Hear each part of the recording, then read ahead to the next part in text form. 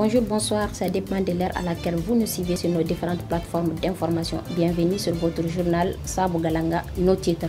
Les jeunes de Tombouctou ont marché cette semaine contre l'injustice et l'insécurité qui continuent à régner dans la ville. La ville de Tombouctou dispose désormais d'une 10e station radio. Mesdames et messieurs, bienvenue, installez-vous confortablement dans quelques instants le développement de ces titres.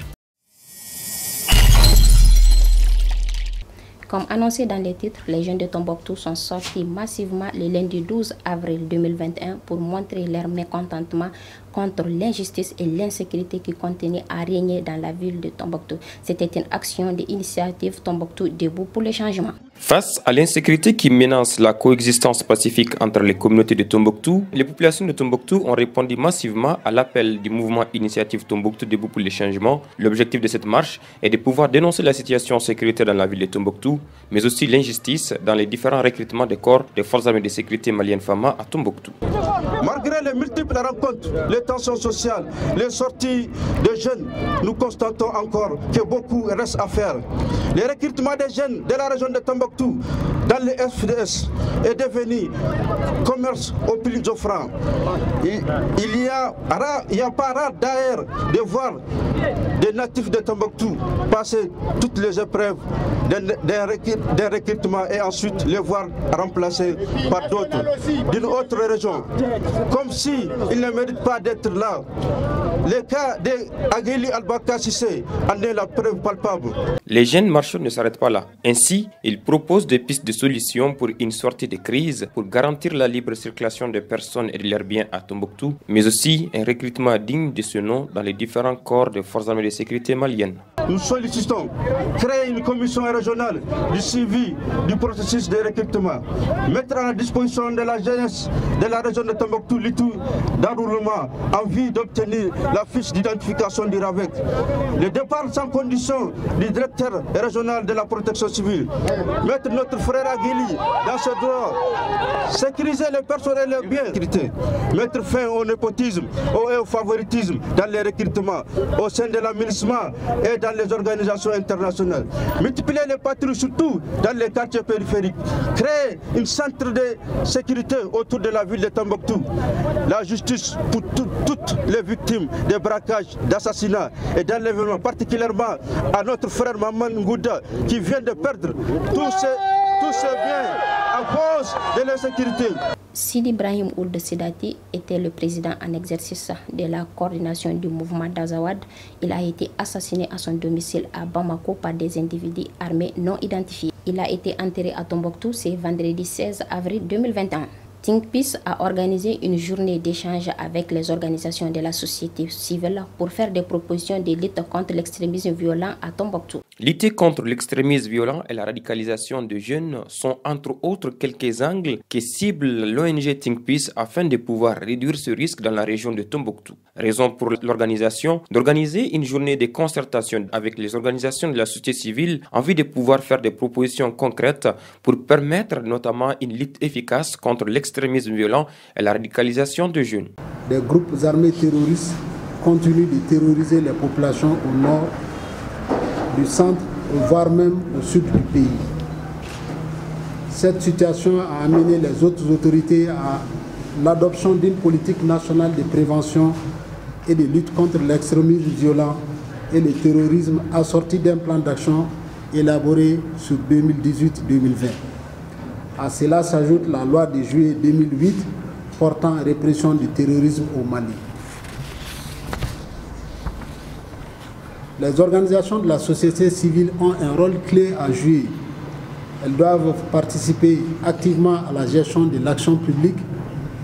Elles doivent également avoir un rôle de premier plan dans la mise en œuvre des actions de développement à tous les niveaux et à l'élaboration du plan d'action national de la politique nationale de prévention et de lutte contre l'extrémisme violent et le terrorisme qui leur incombe. Nous avons travaillé sur des piliers aujourd'hui. C'est le premier pilier du document, notamment le pilier de la prévention, et le 5e pilier, c'est la cohésion sociale. Donc au cours de l'atelier, les participants ont penché sur la prévention et la consolidation de la cohésion sociale. Ils ont énuméré un certain nombre d'actions prévues dans le cadre de la politique nationale pour pouvoir les mettre en œuvre. Donc, nous pensons que c'est comme ça que nous pouvons avoir l'engagement, mais aussi surtout l'implication de la société civile à réussir ensemble la paix en prévenant l'extrémisme violent, la radicalisation et en participant à des actions de consolidation de la cohésion sociale. Cette initiative de Think Peace a été réalisée grâce à l'accompagnement du Royaume de Danemark à travers les fonds d'appui au moteur de changement FAMOC à Tombouctou.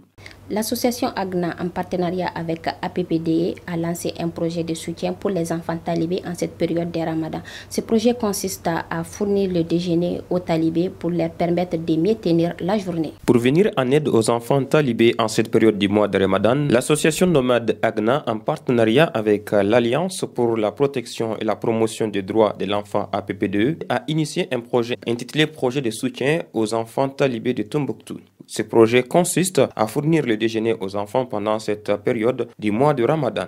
Nous avons initié ce projet pour apporter un secours aux enfants talibés qui souffrent vraiment en période du mois de Ramadan pour faute de déjeuner. Donc c'est suite à cette réflexion que nous avons jugé nécessaire d'apporter ce soutien de déjeuner aux enfants talibés. Donc l'opération vient de débuter aujourd'hui même à Tombouctou. Donc nous comptons quand même continuer tout au long du mois de Ramadan, Inch'Allah. Donc les dons sont les bienvenus. Inch'Allah, une collecte quand même est lancée. Toute bonne volonté peut faire le don. Les initiateurs ont lancé une collecte de fonds pour pouvoir réaliser ces projets pour soutenir les enfants talibés en cette période du mois de Ramadan. Signalons que ces projets visent à couvrir 30 écoles coraniques dans la commune urbaine de Tombouctou. Walfadjri est le nom de la 10e station radio de la commune urbaine de Tombouctou. Elle consacre son programme à la santé, à la religion musulmane et à la jeunesse. La commune urbaine de Tombouctou compte désormais 10 stations radio. La 10e a été inaugurée en début de semaine dernière et porte le nom de Walfadjri Lob. Selon le promoteur de cette radio, la radio consacrera son programme à 3 thématiques, notamment la religion musulmane, la santé, mais aussi des débats de jeunesse pour contribuer au développement de la commune urbaine de Tombouctou. À Tombouctou, donc il n'y a aucune radio qui consacre une grande partie de son temps aux activités de la religion musulmane. Donc c'est moi, on a eu l'idée de créer cette radio qui va aider, en plus de la religion musulmane, en tant que médecin, nous allons voir avec les autres médecins. Tous les agents de santé de la ville, de la région de Tombouctou, essayer de travailler avec eux pour aussi sensibiliser, amener les gens vers les bonnes pratiques.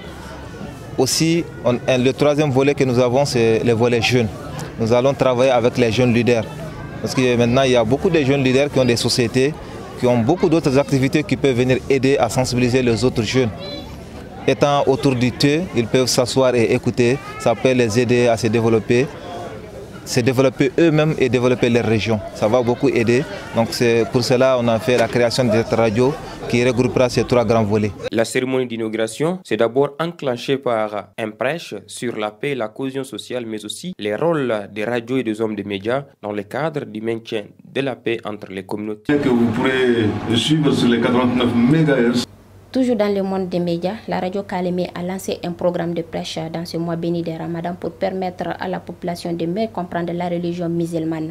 La radio Kalemie change et diversifie son programme en fonction des circonstances, raison qui pousse la radio à initier un programme riche sur le mois de Ramadan. L'objectif est de pouvoir renforcer la religion musulmane. Le mercredi, Inch'Allah, nous allons aller au niveau de Sankoré. Mardi ici c'est pour Badjindé, après nous allons partir aussi à Abaradio.